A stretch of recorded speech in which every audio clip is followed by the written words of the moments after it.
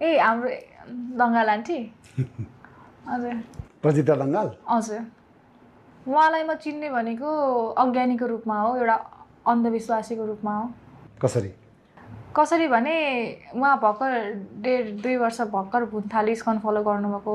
त्योभन्दा अगाडि उहाँ आरजे हुनुहुँदो रहेछ, पत्रकारिता अलिकति मिडिया फिल्डको मान्छे हुनुहुँदो रहेछ। उहाँको पर्सनल इन्फर्मेसन मलाई धेरै आइरहेको थियो मान्छेहरूबाट, तर मैले खोलिनँ। भर्खर भक्त हुँदै हुनुहुन्छ, शास्त्रहरू पढ्नुभएको छैन, सबै त्यो खोजेर।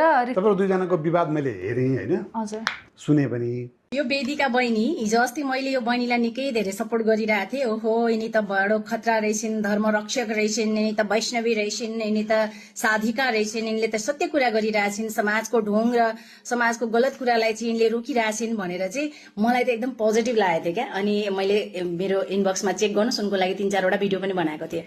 तर यिनले अहिले के भुक्दैछन् थाहा छ? यिनले भुक्दैछन् कि सनातन हिन्दू नै होइन, अर्को कुरा के भुक्दैछन्, विग्रह सेवा नै हुँदैन, भगवान निराकार मात्रै हुनुहुन्छ, साकार हुनुहुन्न। अरे मूर्ख बहिनी, तिमी गएर अलिक अध्ययन गरेरै आऊ।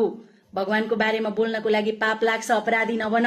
अपराधी बनेर नभोग कर्म। सनातन धर्ममा भगवानलाई केवल निराकार मात्रै मानिँदैन, भगवान साकार पनि हुनुहुन्छ, निराकार पनि हुनुहुन्छ। यार भगवान हो यार, तिम्रो कठपुतली हो भगवान। बलेको यता ज्योति मात्र हुनको लागि तिम्रो कठपुतली हो भगवान। उहाँले त्यति नराम्रो कुरा गरेर लागिरहेको थियो नि। नराम्रो कुरा त गर्नु भएको थिएन कि, तर उहाँले मेरो कुरा बुझिराख्नु भएको थिएन। नबुझेर अनेक मलाई आरोपहरू लगाइराख्नु भएको थियो। तिमीले बहिनी कसरी भन्न सक्छौ मूर्ति भनेको माया हो, हामी त्यही मूर्ति हेरेर रुन्छौँ। That's exactly aunty what I was trying to say. तपाईँ त मूर्ति हेरेर रुनुहुन्छ, त्यही त माया त हो नि, माया।